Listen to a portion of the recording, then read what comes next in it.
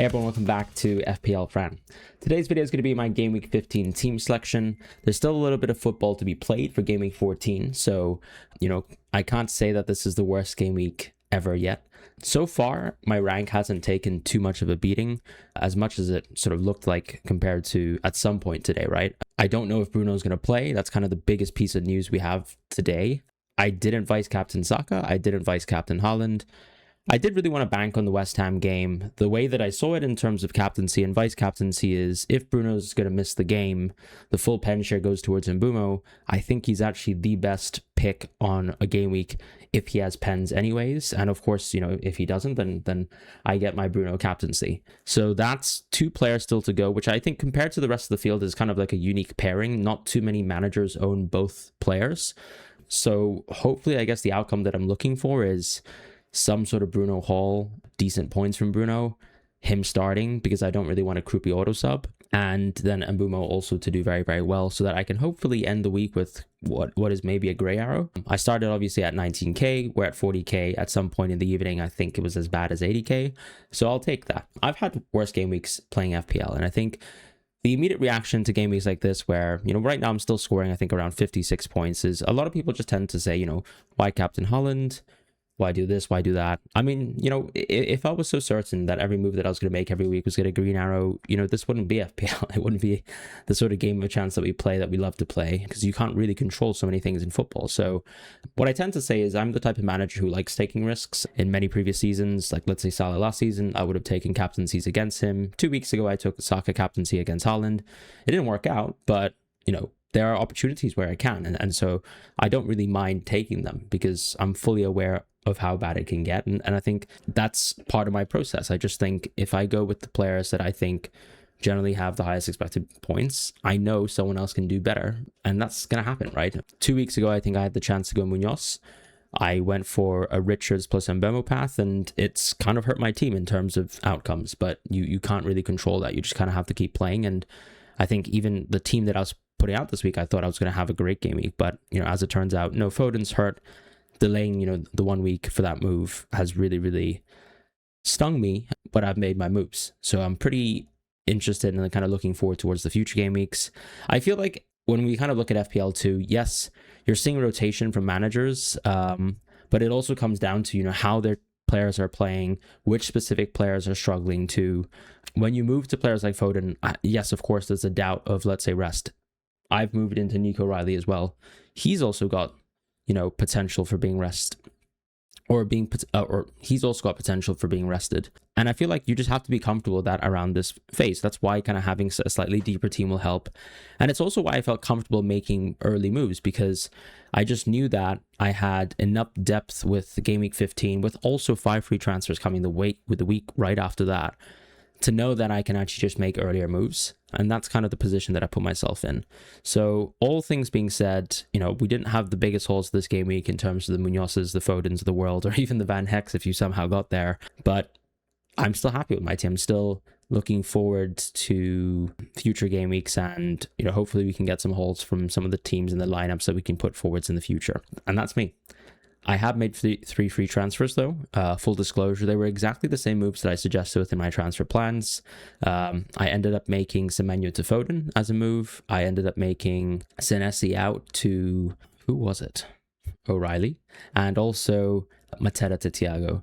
Because I was very confident that Mateta's minutes just weren't good last night. And now that I've watched tonight's games where he got subbed off early again versus Burnley, that just gives you more than enough proof. I think I have to say, when I created my cheat sheet video, I was probably, coping a little bit in terms of Mateta's minutes. I kind of thought he could play a little bit more. But when it came down to it, to me, let's say past the Arsenal game with Thiago, where I think that could have also been, poor minutes for him. I just think going forwards, Mateta's always going to suffer from sort of slightly worse minutes because of the involvement in multiple competitions. And just he himself, I think you're seeing Glasner happy to take him off in games, even though there's not maybe like the best of available substitutes. And I think we're going to continue to see that going forwards. I also think Glasner doesn't really see Nketiah, for example, as sort of that sort of wide playmaker type role that they have within the team, or kind of wide forward, right? So I think I am very happy with all the moves that I've made. I feel nice that we've come over around 6 fixtures this evening on the 3rd of December, and there have been no injuries to my team, and that I've got a little bit of Saka jam as well, because obviously coming off from the bench, it's nice that he did well, whereas obviously some people who owned Euro Timber didn't get the same sort of level of jam. One thing I will say though is that I feel good that I didn't make the Timber move, because I was pretty confident that White had an extremely high chance of starting, which I think a lot of people within circles like were not so we're kind of against that theory, because of the ideas that that Arsenal had to buckle down and play the strongest team possible. I just think the amount of effort expunged versus Chelsea just kind of meant that Timber was going to be benched, especially with White not even coming into that match, contrary to, for example, the Bayern Munich game. And White is still a very good football player, whereas I think right now, the irony, I suppose, is that Miles Lewis-Skelly is really struggling to get minutes within the team, and I don't think he's given Arteta any confidence at all with some of his cameos. And I feel like maybe the transfer that I'm going to shop for in the future is actually Calafiori as opposed to going for Timber, because why would I want to spend that much money on Timber if I've got nicer moves, tighter moves that I can make that still get me triple Arsenal, and potentially someone who's going to have the same amount of starts as Timber going forwards? Although I think this sort of Mosquera injury helps, although, Saliba will come in and that's going to change things, but that's something that I'm interested in. So yeah, that's all I wanted to say. But let's just move on towards this game week here. So this game week, I think, is a very interesting game week, because you've just seen some rotation for some teams, but at the same time, teams that didn't rotate in the middle of the week now will probably rotate for the weekend, because you can argue, for example, a team like City, they've got a tough game in the midweek after this, like they've got Real Madrid. Although, some people can obviously make the joke about Real Madrid and whether they're good or not. I support Real Madrid, full disclosure. So we'll see what happens. But I think that the key thing is there are some players you can probably bank on. I still think when you look at players like City and Foden, I really struggle to believe that Foden can be benched. Like you can create narratives that, of course, anyone can be benched within the City team, but he is conducive to sort of City winning recently. And he is younger than some of the other players who have been playing a lot of games too. Like Bernardo Silva has been playing a lot of the games recently, because I guess, Pep's also seeing that post that Leverkusen game, playing the first team as much as possible within the Premier League is kind of what they need to do to get Premier League points. And so, players like Foden, I'm really not worried about. That's sort of my take. So yeah, let's have a look at Premier League predictions for this week. And obviously our lovely friend 11ify is absolutely perfect for these probabilities as well. This week we have some amazing odds when it comes to City, so that's why obviously we've moved into City. I might end up regretting, I guess, the Nico O'Reilly move for this game week specifically, but I feel like fast forwarding the move just needs to happen, because when you look at City's fixtures for 17, 18, 19, and just obviously Ryan Aitnery's inability, I guess, to get into the team, and the chance that maybe I can get a good game here for City in Game Week 15 just make me really want to just go for it. Hopefully there's going to be some leaks around City. They're not the first game in the weekend. Arsenal are the first game, but I think that's kind of something I'm looking forward to and kind of curious over. I would say, this is just a super obvious, plain obvious captaincy, and Newcastle is the interesting game, where I feel like for people who are, let's say you own Thiago, let's say you own Mateta as well within your team, I think there's an opportunity here if you look at Newcastle to say, hey, this is maybe 2 game weeks in a row where I can punt on a Newcastle player like Waltemad and bank on just a small sort of transfer in and out, because if Mateta's minutes aren't good enough, and I think they just simply aren't, and you look at the Palace fixtures and they're really, really poor, like the attacking expected goals for this week are just low, and next week I think pretty much backs that up too. This is a great opportunity, I think, to just do a short circuit move to Waltemad and then kind of, let yourself have options in the future. With Welbeck, for example, I think you'd expect him to start this weekend, but, he's more of a free hit type pick for me. I think he is not someone that I feel super confident in, as a pick going forwards, right? Just because the minutes aren't good enough week to week. Elsewhere across the board, this is a pretty good Spurs game, but this is a good Spurs game in a sea of bad Spurs games. So once again, only something that's really relevant towards the free hit. Otherwise, this is a pretty poor Arsenal game, so it's kind of the type of game week where it's kind of reminiscent of that Game Week 13 concept for the free hit, where you're saying this is a bad Arsenal fixture. There are some teams that have a unique game that you'd want to triple up into, like let's say a Newcastle, and to an extent even let's say a Brighton if you're not already invested into a Brighton. I'm not. I kind of chose the conscious decision of like not going towards Minte, because I feel like when you look at the fixtures from a curve perspective, 16 and 18 are actually pretty poor games for Brighton. So I feel like when you kind of look at it from that perspective, I probably feel comfortable actually not owning Brighton anyways in the short term. I might revisit them in game week 17 if I have good rotation and the option to do that. But I think what's nice for me is that in a few game weeks time, the Everton fixtures get a little bit better as well. And someone like Dewsbury Hall in my team probably fits a little bit better than, let's say, Minte, just in terms of price points and things like that. As far as, let's say, a Chelsea, I think they had a pretty big aberration of a performance versus Leeds. I think I have to also say that Leeds at home have been a pretty special team. The performance put in versus Chelsea was quite impressive, and I think something has to be said about sort of the system change in a sense with Leeds. I'd like to see obviously a little bit more sample size, but that was a heck of a performance. Same with Sunderland too, but we know that they are sort of in a pretty poor fixture run. So of course the fact that they're able to get results is very, very impressive, but it's also the case where if you, let's say, own Sunderland picks, yes, they're probably overperforming and that's good, but there's still the baselines and the expectations just aren't good enough, right? I think these are just simply like that poor of a game, especially this week. From a clean sheet perspective, now that I've waffled on enough, I think this is a week where actually you've got a lot of clean sheets on offer. The cheat sheet you can find probably tomorrow. But Man City top makes a lot of sense. But we're starting to see a lot of rotation with City, and I feel like even someone like Guardiola is prone to that. So, I don't think, for example, like let's say shopping for Guardiola is going to protect you from, let's say, the frailty of, let's say, a potential O'Reilly, let's say, benching. With Newcastle, I just think you got so many good options now.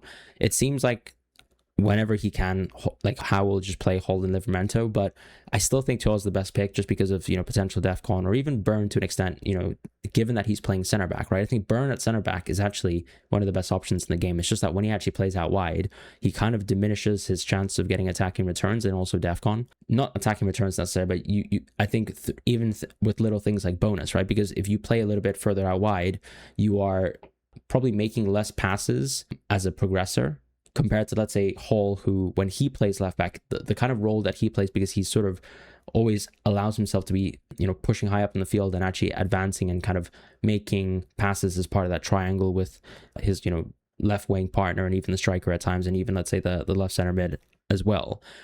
There's a big difference to, let's say, Burn, sort of the amount of possession he gets, and therefore, of course, bonus points as a result of that. But yeah, Arsenal, no surprise, are very high this week, but I do think that this is a poor fixture. I think what's interesting is actually this Aston Villa performance was an actual good one, right? The reason why I'm saying actual good one is they're on an absolutely insane win streak right now. They're in a very comfortable position in the league this season, and they did that almost without creating too much XG in recent weeks, but actually they put out a lot of XG versus Brighton, scored some pretty serious goals, and maybe or maybe not Ollie Watkins is back, right? That's going to be a big narrative, I think, going forwards if Aston Villa can kind of put some better numbers up, but we still have to kind of wait on that piece. Great fixture for Everton as well, so I feel like Tarkowski is a nice transfer for people who, if you have the absolute luxury of being able to make one defensive transfer this week, and I guess you actually don't even mind moving that player out after, or let's say you can even rotate, because Tarkowski's next best fixture is game week 18, and 16 and 17 are poor. Tarkowski's an interesting pick, especially with Keane being injured.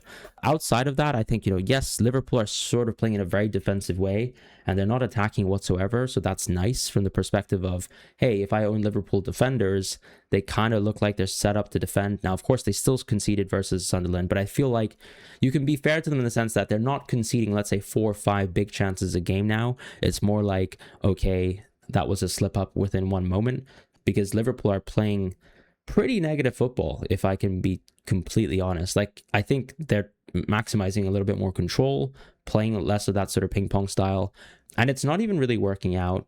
But maybe, of course, they could have actually just got on to win another comfortable game, similar to the West Ham match, without creating too many chances. But I feel like that's very different from the Liverpool of old, very different from even last season's team that definitely actually racked up a lot of great attacking numbers. But, the defensive numbers, to me, still feel pretty tangible and real, although I haven't seen any of it. And elsewhere, I think this is another great Brighton fixture. United, I still struggle with, because I think even though De Ligt's interesting and his minutes are great, do you really care? He doesn't really get too much DEFCON, and they still have some really, really poor defensive numbers despite the amount of good fixtures that they have. Otherwise, I think Forest defenders are still a little too expensive for me. This is an okay fixture for both Fulham and Palace, but you kind of just have to choose that 50-50 and just hope that it kind of lands within your favor. There's obviously the home aspect for Fulham this week, but the clean sheet odds are very, very close, and I think I might lean towards playing Lacroix this week, but right now, you can probably tell that I've leaned. I mean, I'll lean back into Lacroix is what I'm saying, but I think right now I kind of have backed the home team at present. So let's just jump into my team selection. So this week, as I said, the 50-50 for me in defense is going to be Anderson versus Lacroix. Right now, the clean sheet odds are close. They're both great at AFCON. In the most recent match, I think Richards just pipped Lacroix because he kind of did a goal line clearance, or at least, a clearance within the context of things. But I might switch to Lacroix, as I said.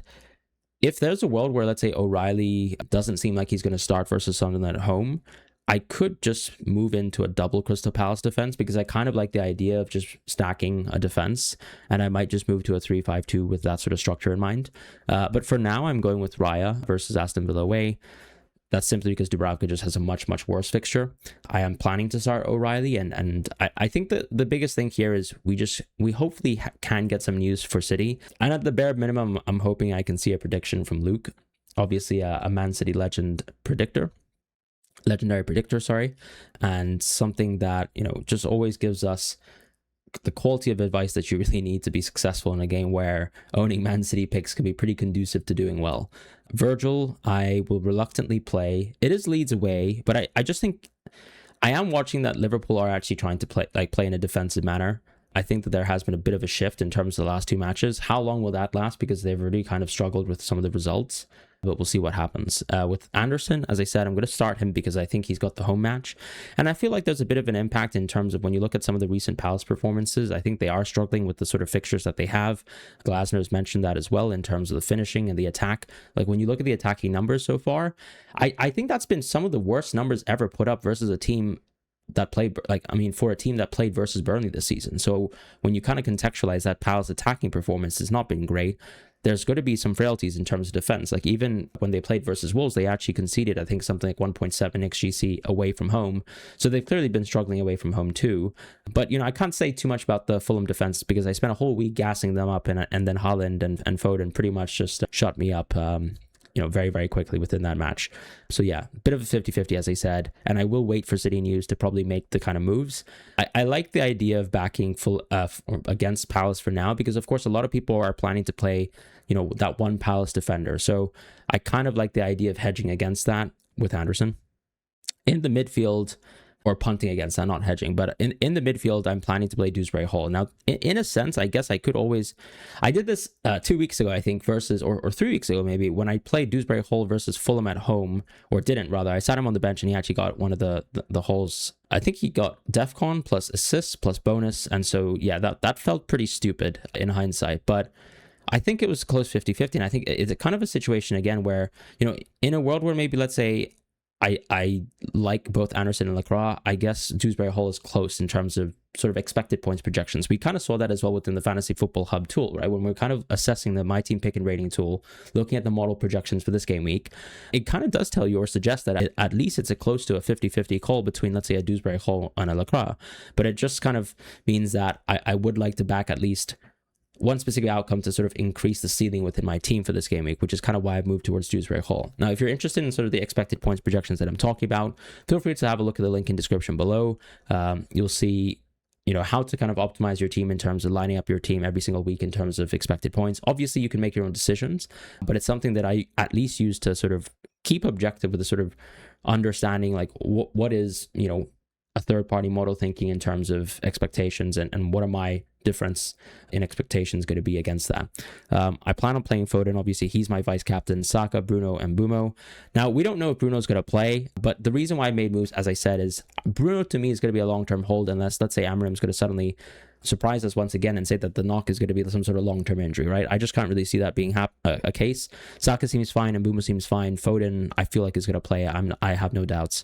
And then in the front line, I'm playing Thiago and Haaland. I feel like Thiago getting a rest versus Arsenal is amazing because he should be fit and ready to play versus Tottenham. I'm ready to own Thiago. I'm ready to say goodbye to Mateta and, look towards the future with this sort of 3-5-2 structure in the distance, where on some weeks it's going to be 4-4-2 with our best friend Dewsbury Hall, who I will trust as much as possible, right? And I think Dewsbury Hall has been a very interesting pick because kind of when you look at when I watched the Bournemouth versus Everton game, and somehow I did miss nine goals live from Fulham versus Man City because I wanted to get some points from Dewsbury Hall and Semenyo, and to an extent I did get 3 surplus points from them outside of appearance points. But Dewsbury Hall sort of played a little bit deeper because they played Carlos Alcaraz. They also had to sort of deputize at right back because of the Michael Keane injury, meaning that Jake O'Brien kind of had to play center back as well. So sort of what I'm looking at here is the question of, is Dewsbury Hall playing deeper, worse for the FPL sense? I feel like that was one of his worst games in recent memory in terms of XGI. He didn't really necessarily get more DEFCON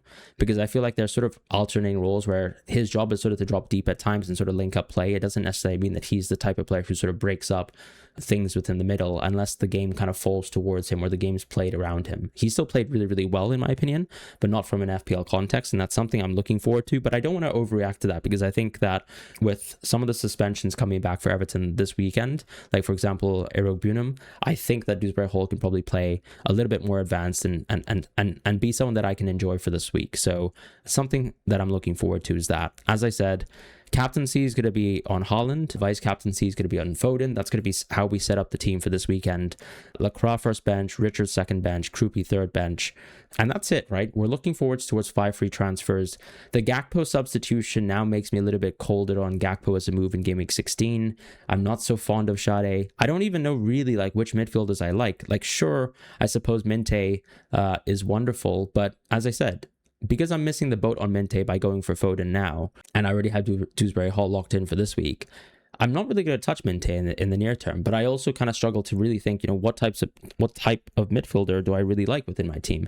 It might even go back to Cunha, but tripling up on Man United attack does seem to be some form of FPL ownership that I don't really want to be a part of, and I'll just leave it at that. But that's it for my team selection. Best of luck with your transfers. If you guys are curious about AFCON transfers, this is sort of the last week to use up all your free transfers. I would use them all unless you think you have the best team possible and you want to burn free transfers because you want to flex, because you want to get a higher rank because you're using less free transfers than everyone else. But that's just a point to make. Other than that, you'll have 5 free transfers in Game Week 16. You do not have to spend all 5 free transfers in Game Week 16. It just becomes 5 free transfers as if you rolled up to 5 free transfers naturally. So what will happen in that situation is all you really need to do is spend at least 1 free transfer in Game Week 16 so you can kind of just prolong the 5 free transfers. I don't think as a strategy piece, you have to just use 1 free transfer in Game Week 16. I feel like using 2 to 3 transfers is acceptable. 4 to 5 is probably a little bit too aggressive because why do you need to do that? Probably suggests you didn't have a good enough team anyways. But that's just something interesting. As far as free hit, I might do a free hit 15 on the live stream if you guys are curious to look towards that. Unfortunately, I won't have enough time this week to create a free hit 15, but I feel like conceptually the free hit 15 kind of builds itself. I'd probably bypass Arsenal as much as I can so that I can punt on some of the other teams, specifically Newcastle, as I mentioned. But thank you guys once again for watching the video. Best of luck this game week, and I'll see you guys soon for more content and the cheat sheet tomorrow.